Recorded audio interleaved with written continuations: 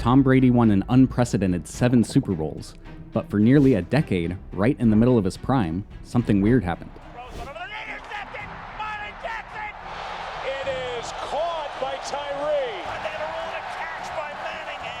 He stopped winning rings. Honestly, it makes no sense. How can the greatest winner of all time, at the peak of his powers, just not win for so long? Was it something out of his control? Or does this reveal something deeper about the nature of success?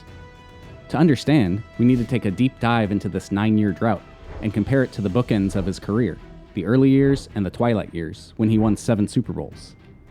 By comparing these eras, we'll spot any differences that can explain the difference between winning and losing, and really show us how fragile success can be.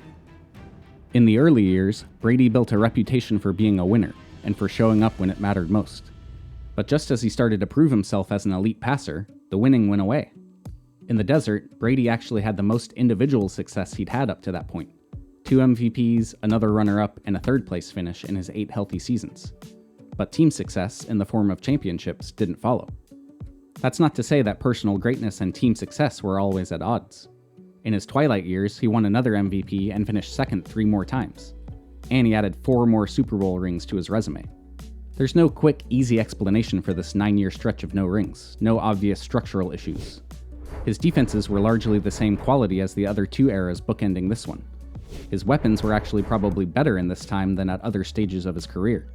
His coach remained constant, and they were always in basically the same position to start the playoffs. At home, in the divisional round, 2 wins from making the Super Bowl. So what gives? If he was getting better, and his support around him was always good enough to win the title, how did this happen? It has to do with the nature of success. As football fans, we view success for quarterbacks and their teams as purely binary, especially in the shadow of Brady's career. But success is fragile. So many things have to go right for a team to win a championship. And while the best players give themselves and their teams the best odds of winning every year, greatness doesn't guarantee success. Brady himself, the ultimate winner, went nearly a decade coming up short again and again for 3 distinct reasons. Things that happen to every team that show why winning is so hard for everyone. To understand this better, we can break down his 8 healthy seasons during the desert into those 3 categories, starting with the simple fact that sometimes even Tom Brady can't do it all. Clearly, a team's talent level doesn't stay static year to year, and that's true for the Brady-era Patriots. There were some individual years throughout this stretch where the team just didn't have the best talent. That happens. On the flip side, Brady's team wasn't always set up perfectly when he did win the Super Bowl, so it's not inconceivable that he could have won a title in one of these off seasons. But sometimes the explanation for failure is simple. The team just wasn't as good as it normally was, and Brady didn't do enough to overcome those deficiencies, as he sometimes did. In 2005, Brady actually had the best individual season of his career up to that point. He finished 3rd in the MVP vote behind Peyton Manning and Shaun Alexander, but the team around him was going through a change. Both coordinators left after the 2004 season. Star corner Ty Law signed with the Jets. Linebacker Teddy Bruschi suffered a stroke and ended up missing more than half the season. This led to the worst defense in the Brady era in New England. The team started 4-4, then surged a bit to end the season at 10-6. Tied for the worst record Brady would ever have in the regular season with the Patriots. They defeated the Jaguars easily in the wildcard round, but the death knell of the season came in the divisional round, when Brady threw a goal line interception that was returned 100 yards. The Jake Plummer-led Broncos were on to the AFC Championship, which they lost to the eventual Super Bowl champion Steelers. In 2009, the Patriots welcomed Brady back from his ACL injury, but the team was not ready for prime time. They again lost their offensive coordinator and some key defensive pieces, including Mike Vrabel, Rodney Harrison, Richard Seymour, and Teddy Bruschi. The defense still ended up being a good unit, as they finished 5th in points per game, but the Patriots went 10-6 again, losing 4 of their last 8 games. And in potentially the worst playoff loss of Brady's career, the Patriots dropped a home game in the wildcard round to Baltimore, where they got behind 24-0 before losing 33-14. Brady again struggled with protecting the ball, throwing 3 interceptions and losing a fumble. Was Brady not his normal self? Absolutely not. But mix in a weaker supporting cast with not coming through like he was known for in the playoffs, and you get 2 disappointing seasons. These personal failures kind of get washed away in the memory of Brady's successes, but we have to keep this in mind as we analyze players today. Brady broke our brains a little bit with the amount of consistent success that he had, and how many times he won it all, but it's really hard to win a ring.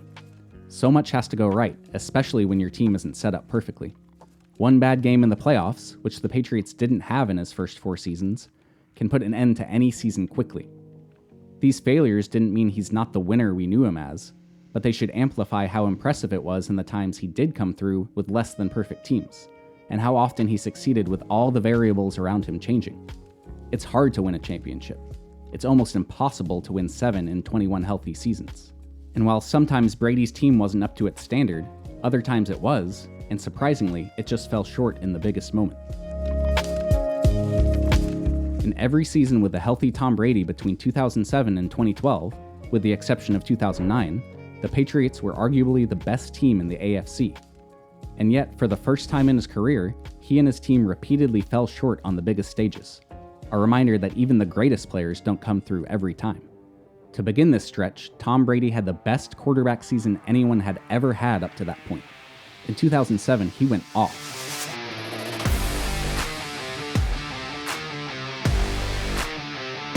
50 touchdowns, 4,800 yards, a perfect record, his first MVP.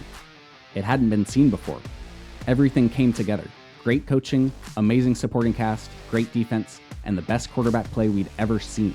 And yet, 2007 is right in the middle of this drought, largely because of one iconic moment. Airs it out down the field. It is caught by Tyree. Perfection down the drain.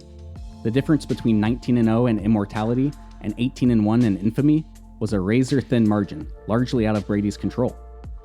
Following that failure, from 2010 to 2012, the Patriots were the class of the AFC in the regular season. But, in contrast to the early part of his career, Tom Brady actually fell short in the biggest moments of these seasons. In 2010, Brady won his second MVP award.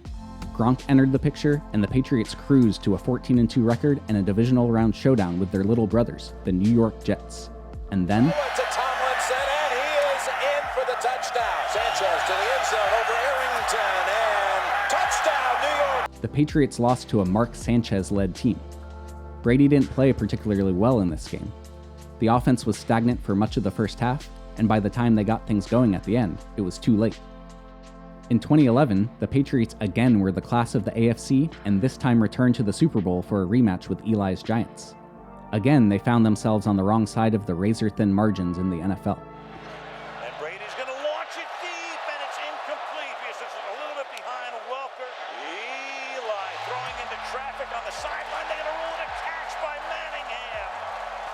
Nursing an 8-point lead early in the second half, the Patriots went punt, interception, punt, failed Hail Mary on their final 4 drives to squander the lead, and Eli made them pay. And in 2012, they again went 12-4 but lost in the conference championship to Joe Flacco and the eventual Super Bowl champion Ravens. This team had the 3rd best offense of all time up until this point. But with the game in the balance, Brady finished his last 2 drives with 2 interceptions, and the team didn't score in the second half. Looking at this stretch is kind of shocking in hindsight. Brady's reputation at this point was as a winner who always comes up clutch in the biggest moments. But this 5-year stretch feels more like what we criticize players like Lamar Jackson for, having a dominant regular season team that just doesn't meet the moment in the playoffs. When we look back to his early career, Brady thrived on these razor-thin margins. But in the desert, these moments that used to go his way started breaking the other way. He didn't change as a player or a person, but it just shows us how fragile success can be, even for someone known as clutch. Just imagine, if David Tyree doesn't pin a desperation throw to his helmet, if Eli Manning doesn't throw a perfect ball to Mario Manningham, if Peyton Manning doesn't orchestrate an all-time comeback, Tom Brady could have won 10 titles. On the flip side, if an archaic rule doesn't save him as a first-year starter, if Julian Edelman doesn't catch a ball hovering 1 inch off the ground, if Dee Ford doesn't line up off sides, his career could have been completely different. Did Tom Brady's talent affect these moments? No. But they directly feed into his legacy one way or the other. Winning is hard. We should celebrate it when it happens, and when it doesn't, the loss shouldn't discount all the hard work a team or a player has done up to that point. These Patriots teams were all awesome, but in one way or another, they didn't meet the moment on the biggest stages. But that's not the only way Tom Brady failed to win a Super Bowl. Sometimes, as a player or a team, you do all you can to set yourself up for success, and then, through no fault of your own, you just run into an all-time legend. That's what happened to Brady twice in this stretch. In 2006 and 2013, the Patriots season was ended by Peyton Manning. In 2006, the Patriots were getting better, improving from their substandard 2005 season. The defense was greatly improved, and Brady was beginning to find his footing in his next era. Then we saw the biggest comeback in conference championship game history, but this time it was Brady who was on the wrong side of things. After jumping out to a 21-3 lead in the AFC Championship game, the Patriots slowly let the Colts back into the game. And then, with a chance to ice the game, Brady and the offense went 3 and out and gave Peyton the ball back with a chance to rewrite his narrative. He did. Another running play. A dive walks in for the touchdown. Then, Brady had one last chance to grow his legend, but threw an interception to send the Colts to the Super Bowl, which they won. This was another razor-thin margin game, where a different outcome here or there would have changed everything. If the Patriots kept the Colts off the field at the end of the game, the narrative would have been that Peyton still can't win the close one, and Brady was still the clutch king. But the Colts came through. 7 years later, at the end of the desert, Brady and the Patriots met up with another legendary team led by Peyton Manning, this time the Broncos. Manning and this Broncos team broke all the records set by Brady and the 2007 Patriots. They were a juggernaut. And despite having a great team in 2013, the Patriots really didn't stand a chance in this one. The Patriots got out to an early 20-3 deficit in the AFC Championship game and could never recover. With Gronk missing the game due to an injury, the weapons weren't there for Brady, and they couldn't keep up with this all-time Denver offense. Greatness doesn't always guarantee success. Tom Brady and the Patriots may have been better in these 2 seasons than in some of his championship years, but in sports, everyone else is striving for the same thing that you are, and sometimes they get the best of you. Brady did that often in his career to other great players, like when he ran into Patrick Mahomes in his first year starting and again in 2020, or when he devastated the best Falcons team of all time in 2016. Success is fragile, and sometimes it depends on who you're competing against. During the season that the drought ended, 2014, the alarms were being sounded. After a beatdown in Kansas City, the consensus was that the dynasty was over. Brady looked washed, the offensive line was in shambles, and the defense couldn't stop anything. Belichick didn't want to talk about it. What do you think having a 37-year-old? We're on to Cincinnati. We're getting ready for Cincinnati.